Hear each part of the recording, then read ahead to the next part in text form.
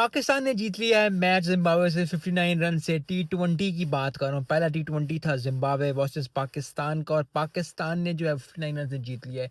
टी20 कभी भी 40 रन से ज़्यादा जीतना अच्छी जीत होती है, लेकिन पाकिस्तान की बॉलिंग भी चली, बैटिंग भी चली। बैटिंग से थोड़ा सा मैं नाखुश हूँ क्योंकि बैटिंग ज़्यादा चलनी चाहिए थी, ज़्यादा स्कोर करना चाहिए था लोगों को। सलमान अली आगा ने थोड़ा सा कम स्कोर किया, लेकिन जिस तरह का, क्योंकि कप्तान अगर खुल के खेले, कप्तान अगर लीड फ्रॉम द फ्रंट करेगा तो फिर बहुत बड़ी बात होती है। I think he has to learn certain things कि टी20 के अंदर मार धाड़ भी होती है, लेकिन एक कैलकुलेटेड परफॉर्मेंस भी होनी चाहिए। और कैलकुलेटेड परफॉर्मेंस छक्के चौके ज़रूरी है, क्योंकि अगर आप छक्के नहीं मारे टी20 के अंदर तो क्या करे हो।